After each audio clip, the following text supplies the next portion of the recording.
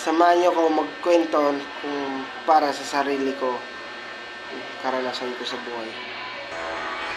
Watch and video and keep. Ngayon sa barracks buong magdamag hanggang gabi. Kakain lang hanggang hirap buhay pag Maynila. Di mo alam, malayo ka pala sa pamilya mo. Alam ko mahirap. Titiisin yung pagod, uyat, minsan nakakagutom, minsan di ka makakain ng maayos, makakain ka lang ng maayos pag may sahod.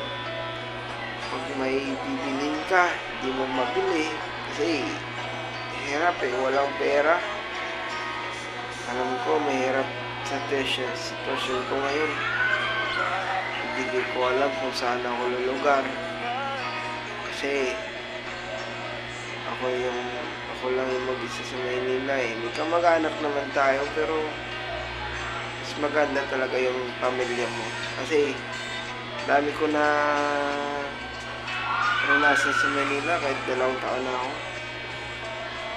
Kaya pala yung pumunta ng Maynila matagal umuwi. Kasi dahil sa ganitong buhay, Maynila. Akala ko dati, maganda yung Maynila. Maganda pala pag wala kang trabaho. Oo, inamin ko. Mahirap. Mahirap yung buhay Maynila. Lalo na pag magkasakit ka. Walang mag-aalala ka sa'yo. Malungkot rin minsan. Kasi kailangan rin natin lumala para mawala yung malungkot na alala. Kailangan din natin uminom kasi pangkawala yun ng lungkot at saka pagod rin. Mas gugustuhin ko na lang uminom kaysa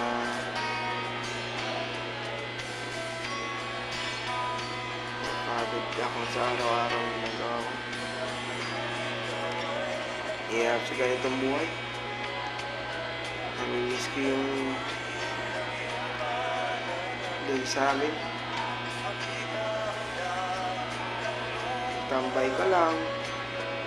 Kung wala kang ginagawa. Yung pinapakain ka lang ng magulang mo. Tapos ngayon, kailangan na tayo. Kailangan na natin maghanap ng trabaho, tumulong sa pamilya.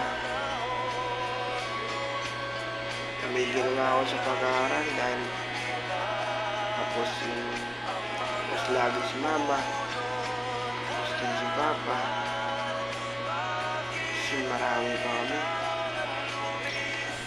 Alam ko, mahirap, pero kakayanin talaga. Kakayanin ko para sa pamilya ko. Di bali man hindi ako makapagtapos. Ang mahalaga, napatunayan ko sa mga pamilya ko kung gaano ako kasipag. Sipag naman nga. Hindi naman nakapagtapos sa pag-aaral. Alam ko, marami rin nakaranas ng ganito para tulad sa akin. Marami siyang mahirap na buhay.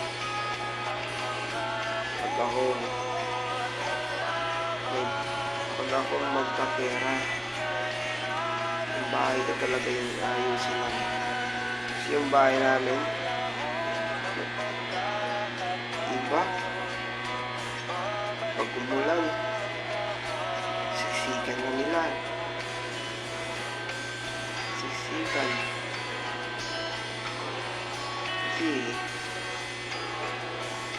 kasi tumatagas. Saka may putas rin.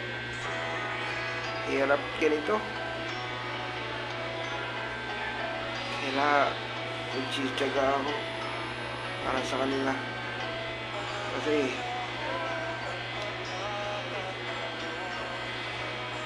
walang gaano ka pera-pera.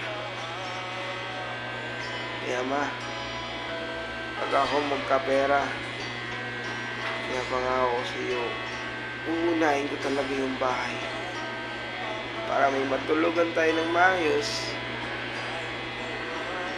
may makain ng maayos, may itabi kahit konti, kahit magkakasakit man tayo, may itatabi rin. Sana